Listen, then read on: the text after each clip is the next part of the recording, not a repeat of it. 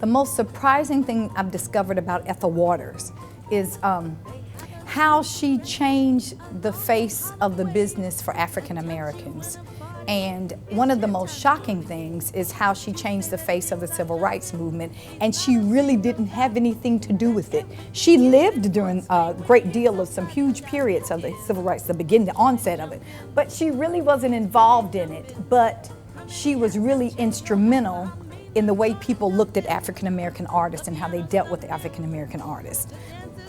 Learning about Ethel Waters' life has been a real adventure for me. I knew about Ethel Waters mostly as the person who sang with the Billy Graham Crusade, and seeing her on TV singing "His Eye is on the Sparrow." A lot of people know they're born for greatness, and they push and drive their life towards that. But she didn't know that. She didn't believe that, but that's what she did. And it took her a long time to realize that that's what she was. That's why God made her, to do these wonderful things. So that always is really interesting to me, that discovery for her, because she always wanted to be a white woman's maid, but look what she ended up being. So that's one of the most shocking things I found about Ethel Waters. I think Donna Bradby is a wonderful director. She is very insightful. She is a director who loves simplicity. And I think sometimes in the theater, we're never going to match Hollywood.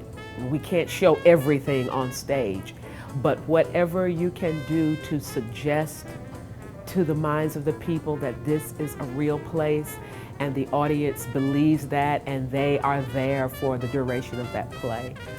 First of all, I'm working with two artists I love.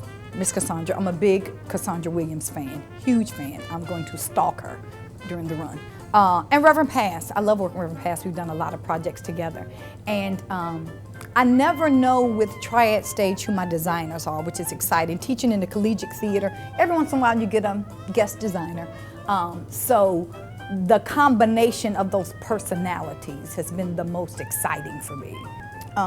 The most challenging piece for me about directing Ethel Waters is the fact that it was a one-woman show.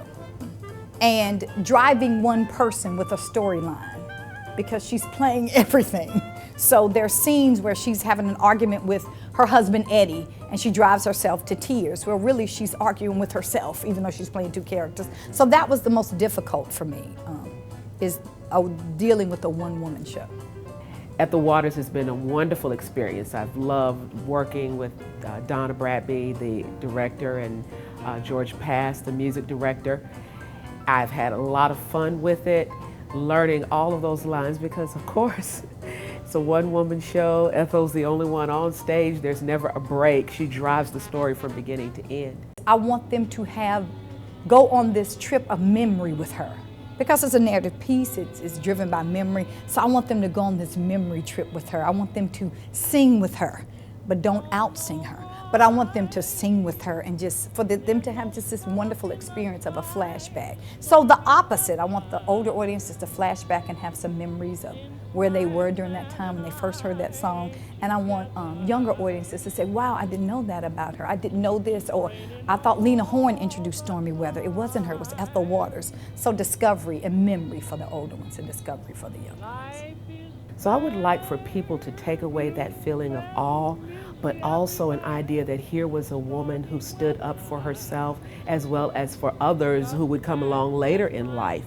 I think for younger children, again, of knowing that this woman existed, because I've talked to some young people about coming to see the play and they say, who is Ethel Waters?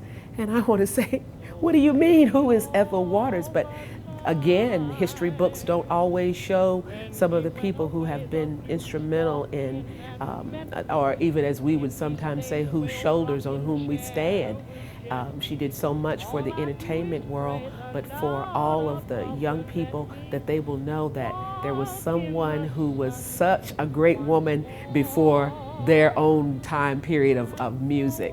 But I think I would love for them to take away just that feeling of awe and inspiration at the life of a woman who met her challenges, and certainly through her faith and just her sheer talent rose above all of that.